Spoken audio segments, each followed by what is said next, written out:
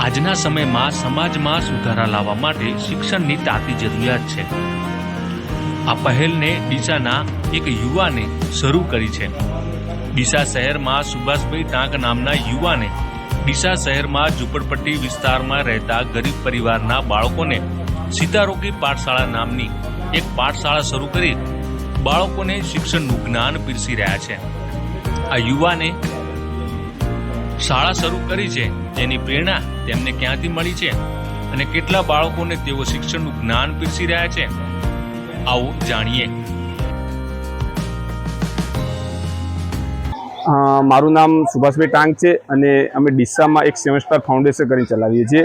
તો તમે આજે જોઈ રહ્યા છો એ બાળકો સ્લમ એરિયામાં રહે છે અને અમે એક સ્કૂલની શરૂઆત કરી છે આ સ્લમ એરિયામાં, જેનું નામ આપ્યું છે અમે સિતારોની પાઠશાલા। આ સ્કૂલ ચાલુ કરવાનો અમારો મુખ્ય હેતુ એ છે કે અમે જ્યારે આ એરિયામાં સેવા માટે આવ્યા તો અમને ખબર પડી કે અહીંયા બહુ જ બધા બાળકો રહે છે અને પરિવાર એવા છે કે જે લોકો રોજ કમાય છે અને રોજ ખાય છે, એટલે એમની પરિસ્થિતિ એવી નથી કે એ લોકો બાળકોને સ્કૂલે મોકલી શકે, કારણ કે એ લોકો રોજ કમાતા હોય, રોજ ખાતા હોય, એટલે એમની પરિસ્થિતિ વીક હોય છે। એટલે અમને એ બાળકો જોડે અમે જ્યારે બેઠા તો એમને ભણવાની બહુ જ બધી ઈચ્છા છે, પણ એમના ઘરની પરિસ્થિતિના કારણે એ લોકો ભણી શકતા નથી અને એમના મા બાપ એમના જોડે પણ ઘણીવાર કામ કે મજૂરી કરાવતા હોય છે। તો પછી અમને એવો વિચાર આવ્યો કે આ બાળકોને આપણે ક્યાંક ભણાવીએ।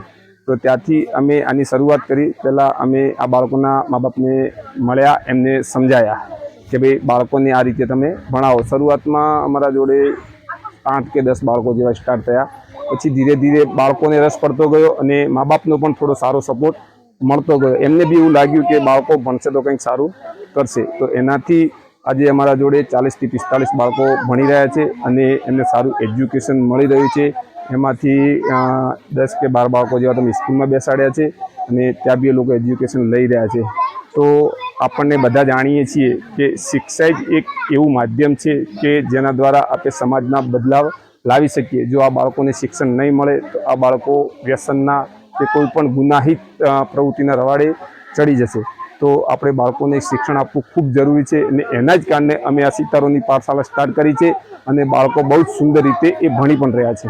બાળકોને અમે હાલ જે બાળકોનું જે બે જ માધ્યમ હોય છે શરૂઆતનું શિક્ષણ, કે બાળકો ત્યાં બહુ કાચા છે, તો ત્યાંથી અમે બાળકોને શિક્ષણ આપી રહ્યા છીએ અને એમને બુક, એમની ચોપડી, એમની શું કહેવાય પાટી, એ બધું બાળકો જોડે નહોતું તો એ પ્રોવાઈડ કરી અને બાળકોને શિક્ષણ આપી રહ્યા છે। અને સૌથી મોટું કે બાળકોને સ્કૂલ સુધી લાવવા માટે અમારે બાળકોને લોભ લાલચ, જેમ કે કંઈક નાસ્તો, કંઈક ચોકલેટ, એવી લોભ લાલચ આપીને અમે બાળકોને બોલાવી રહ્યા છીએ હાલ।